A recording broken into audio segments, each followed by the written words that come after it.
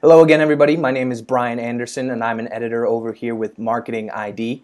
Today we have Adele Revella with us. She is the CEO of the Buyer Persona Institute and author of Buyer Personas, How to Gain Insight into Your Customers' Expectations, Align Your Marketing Strategies, and Win More Business. Adele, it's great to speak with you again. It's great to be here, Brian. Thanks for inviting me. Not a problem. Just to dive into the conversation, we previously talked about how, the role data plays in today's buyer personas, and whether it's B2B or B2C, there's, the data sets change. What kind of data sets can marketers, focus on in order to better understand their buyer? Yeah, and it's tricky, Brian, because with all the talk about big data's named that for a reason. There's so much data out there, and in a certain sense, it's great news. In another way of thinking about it, though, it's kind of a problem for marketing, because what we've discovered is if you put too much data in the buyer persona, the people who have to take action on that data don't know what to pay attention to. And so we've made this distinction not between B2B and B2C, but between low consideration and high consideration buying decisions, which turns out to be more relevant to how we think about buyers.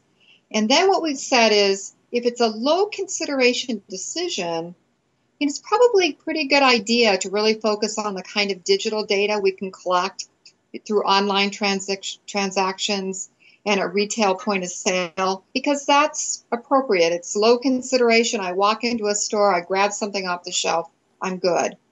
For high consideration decisions, whole different ball game. And the reason is, first of all, buyers aren't online for a lot of the buying decision. We aren't even capturing that data through our digital footprint with the buyer. And we have to really begin to think differently about how we start, what data we capture to get into the buyer's mind, because that's our goal, right? We want to understand how, when, and why the buyer makes the decision that we want to influence. And that's more important than just knowing who the buyer is, which is where our focus is. Let's find out what the buyer's thinking about, what their mindset is at every stage in their buying journey. Definitely agree. But when it comes down to it, many marketers are struggling to find that data. How do they obtain it? Yeah. And this is why I wrote the book, is because there's if the decision involves hours, days, weeks, or months, so what we would call a medium to high consideration buying decision, we can obtain that data by conducting an interview with the buyer and asking them to take us back through every step of that buying decision and walk us through that decision. And at that point, they'll begin to tell us what triggered their decision, how they defined success for that decision, what their barriers were to making a buying decision, the criteria that they used to evaluate their options. And they'll also tell us what resources they trusted and what they did at every step in that buying decision. And so this really is very different than what marketers have been thinking about when they think about digital data, because this data is captured through a very specific kind of interview with buyers who have recently made this decision. And it's not something that most marketers have even thought about doing. Yeah, definitely. The idea of the type of information you're able to obtain through like a one-on-one interview with a recently closed deal it sounds like there's a lot of great insights to be had there. But what other kind of data sources can marketers leverage, in order to further enhance their buyer personas?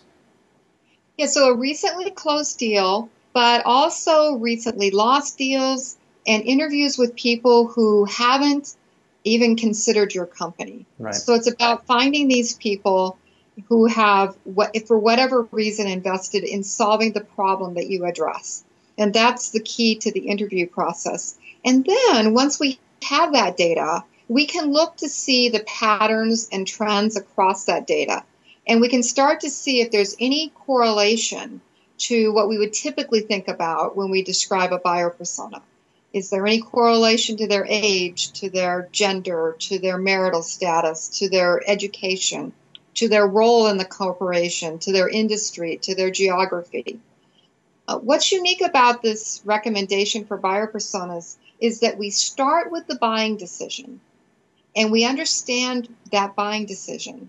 And then we segment our audiences based on the differences in the way they want to think about making that decision. And so at the end of the day, we're still going to go out and we're going to look at all of our digital data. We're going to look at LinkedIn. We're going to look at Facebook. We're going to look at social media. We're going to try to capture as much data as we can once we know how to segment our audience based on the differences in the way they want to do business with companies like ours. Great insights, great insights. Adele, I really do appreciate you taking the time to speak with us today. Thank you, Brian. It was great being here. Great. And folks, if you want to learn more about how data can be leveraged within your buying personas, feel free to check out the link below, and you'll be able to check out Adele's book that recently published. So thank you, and have a great rest of the day.